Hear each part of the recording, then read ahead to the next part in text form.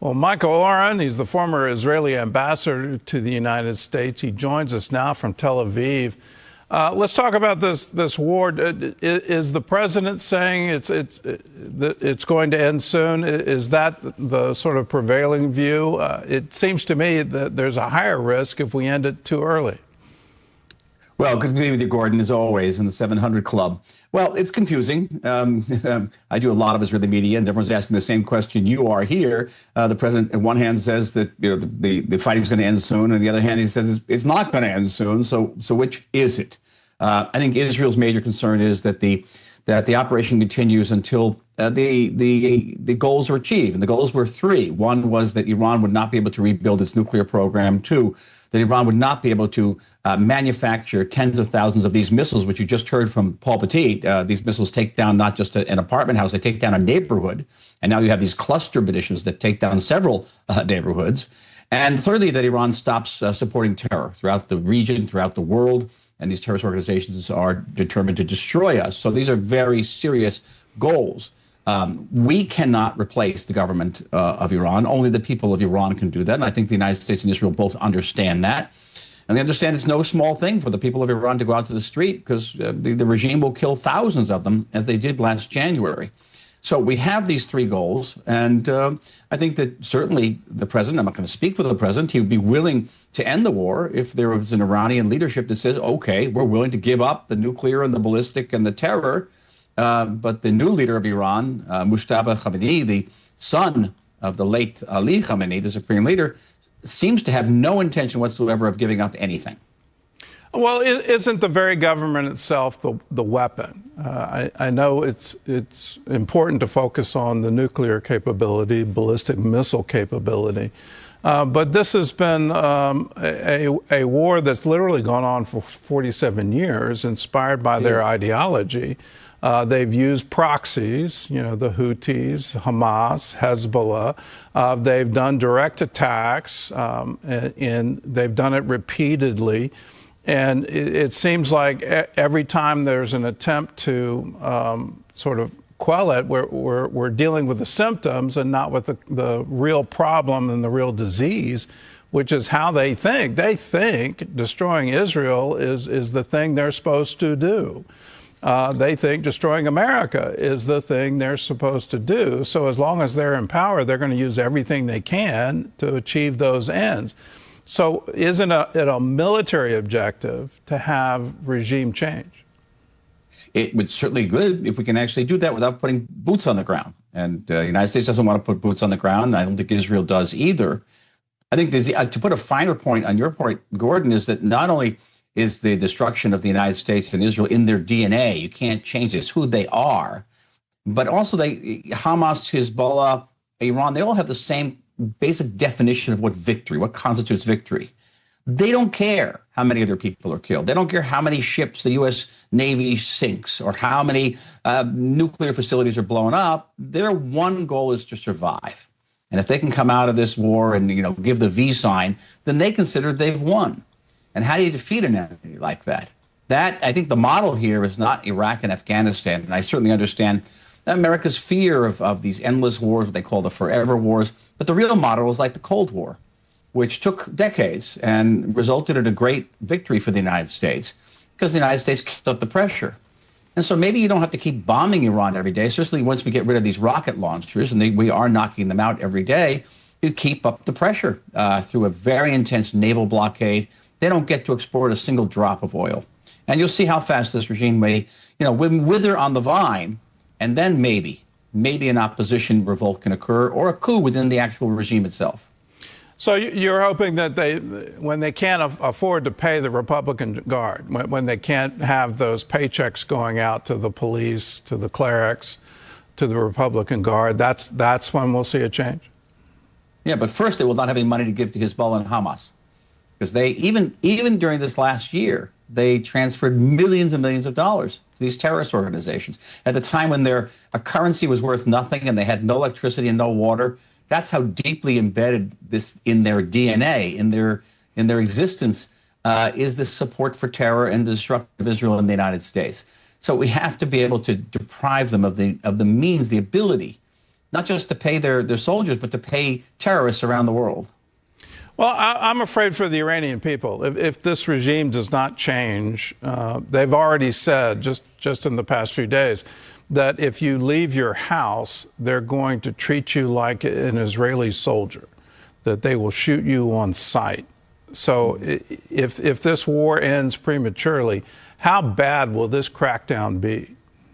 Oh, it'd be terrible. It's terrible. And we have nothing but friendship and historic friendship, as you know, going back to Darius and Cyrus for the Persian people, the connection between our two peoples. We want to go back to what it was in 1979. But I know I can talk about this probably only on the 700 Club, Gordon, is that we are facing a true evil. And for the people who believe in the existence of evil in the world and the way evil works in the world, here's an example. And it's very dismaying to us, to me personally, to see these leaders in the world, mostly in the West, who say, we recognize the evil, but we're not going to do anything about it. All right, we're only going to be on the defensive. And to see that there are people in the world who still are ready to stand up and recognize evil and to fight evil and know that evil has to be fought and defeated is a source of great comfort for me. Well, I've been joking. There was a Cyrus decree, and now here we are 2,400 years later. There's a Trump-Netanyahu decree going back into Persia to free the people. Let's talk about Lebanon. The Hezbollah got weaponized and then started firing rockets again into northern Israel. Israel's forced to respond. And now the Lebanese government is saying Hezbollah has to leave, has to disarm. And to my absolute amazement, new leadership of Syria is joining in with that call. Is there hope that Hezbollah could be disarmed, that southern Lebanon would no longer be an armed camp aimed at Israel? Isn't this amazing? It shows that there actually is progress in the Middle East. Who would have thought that someday Syria would close its borders to Iranian arms supplies to Hezbollah, that the Iranian government, this Lebanese government would come out and criticize Hezbollah for firing at Israel. That's amazing. Now, the Lebanese government does not have the power yet to overcome Hezbollah. Hezbollah was and remains one of the most powerful non-governmental militaries in the entire world, not just in the Middle East. And Lebanon doesn't have that power, but together with us, together with the Syrians, together with backing of the United States, we can make the Hezbollah, the Hezbollah grape wither on the vine too, and simply dry them out and create a situation where they can't get money, they can't get arms, and slowly they will begin to wither. Let's look back to the Hamas invasion, October 7th. It's painful to look back, but at that time, here you had an army in southern Lebanon that rivaled some European powers. It was well armed, it was well funded, and clearly aimed at Israel. And then, Hamas, a horrible attack, and Iran with nuclear aspirations, ballistic missiles that they were capable of firing against Israel. All of these things happen. And now we're seeing the proxies, the Houthis have been quiet right now. We're not seeing anything. It seems like Iran has been severely weakened and Hezbollah is on the brink of extinction. Hamas is on the brink of distinction. So how did we get to this point? It seems like an incredible turnaround in a short space of time. Well, I think there's no gainsaying the military accomplishments of the Israel Defense Forces. I think they'll be studying at them at West Point for 50 to 100 years. No army in the world has ever encountered what the IDF encountered just in Gaza. Not only were you fighting between 30 and 40,000 terrorists embedded in a population of 2.2 million, but you were fighting a battle above ground and below ground with something in the order of 250 to 300 miles of tunnels beneath Gaza. No army in history has ever encountered anything like that. And that was only one front in this war. But having said that, Hamas remains in power in half of Gaza. It's strong. Hezbollah is still a formidable military force, as we're finding out. We're having shelling there today, all day, from Hezbollah. And Iran is not gone into that dark night just yet. It still can fire. You've heard from your reporter. I'm sitting here in southern Tel Aviv. We've been under fire for much of the morning. So it's not over. We're in the middle, still in this war. Maybe we're at the end of the beginning, but we're not at the end. For the regime change, back to that issue in Iran and the population, I'm hearing reports that the population has turned against Islam, that if this is what this religion means, we don't want any part of it. And so the numbers of believers, true believers in their version of Islam is now in the minority. The majority is either atheist or agnostic. There's a growing Christian population there. But in order to have that regime change, I think it's very hard to go against the Republican Guard, against the police force. They number close to 1 million. Yes. How will it?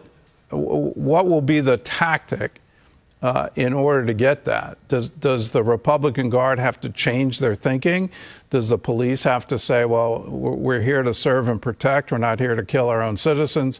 What is needed in order to change it so that the majority of people in Iran can actually have their own government? I think there would have to be defections within the IRGC or within the Army. Now, the IRGC was created originally in 1979 to basically be a watchdog over the Army. The regime never trusted its own army. And perhaps elements within the Army, perhaps within the leadership itself, will break off and say, okay, enough of this. We've spent $500 billion on this nuclear program. It's all now cinders. We've spent billions and billions on these terrorist organizations around the world. They're all destroyed. We've paid immense treasure in terms of sanctions. Enough of this. And we are proud Persians. We're proud Iranians. We have a nationalism. We have a national identity. That's fine. We don't have to be jihadists. We don't have to be pan-Islamicists. And that was the only way that's going to happen, because those people, the 93 million people of Iran can't come out to the street if you've got 1 million people with machine guns who are going to shoot them down. This is precisely what happened last January 8th. So, we have to have a tremendous amount of empathy for them and hope that there will be elements within the government itself, within the regime, that will break off and say, enough is enough. Final question. Israel has been the victim of an asymmetric war now for decades, where the other side, whether that's the PLO or Hamas or Hezbollah or the Iranians or the Syrians or ISIS, the list just keeps going on and on and on. It's been the victim of these attacks repeatedly. And when Israel finally stands up and says, no more, we're going to retake Gaza, we're going to go into southern Lebanon, we're going to attack the source, we're going right at Iran. Why is Israel now the perpetrator of war crimes? It's just absolutely amazing to me, the propaganda war that has been going on at the same time. Israel clearly the victim of October 7th, but it's like truth has been turned on its head. I'm very worried about public opinion in Europe and in the United States. Is my concern shared in Israel? And what are the plans to say, well, we need to turn around this public perception? Well, you're absolutely right, Gordon. And here it's not a concern. It's already sort of despair. I'll give you an example. I was on CNN 2 nights ago, and they had a 7-minute report from Lebanon that just showed the destruction that Israel was bringing to the Lebanese people, and did not mention one rocket of the hundreds of rockets that Hezbollah has fired at our people over that period. Not a single mention. So this is the kind of media we're up against, and it's basically propaganda, and it's happening in social media as well. And our enemies know it. Hamas hides behind a civilian population with the hope and the expectation that civilians will be killed, and stations like CNN, others will then use that against us and create international pressure on Israel to agree to a ceasefire, but beyond that, to delegitimize us, deny us the right to defend ourselves, and even our right to exist. So yes, this is a battle that takes place on many fields. It's in Lebanon, it's in Gaza, but it's also on your computer screen and on your television screens and in your cell phone. And in many ways, that's the decisive battle over hearts and minds, particularly young hearts and minds. And we have to invest much more heavily in this and be aware of this and understand that this is the great test, and we have to educate to the greatest degree we can, because behind so many of these accusations, Gordon, is the belief that the Jewish people are evil, that we wake up in the morning and we think nothing more than than killing Palestinians or killing Lebanese or bombing an innocent Iran. And that is a prejudice that goes back not just in recent years, but goes back many centuries. It does. It goes back millennia, and it's just if you listen to the rabbis, it happens every single generation, and it's happening in our generation. We vowed never again after World War II, and here we are, and it's here again. So just be encouraged. We stand with you no matter what, and we're with you in this battle. So thank you for standing strong and continue to be a light to the nations. We need you now more than ever. Michael Oren, thanks so much for joining us. Thank you. Us. Bless you. Thank you. Bye-bye. Okay. Thank you.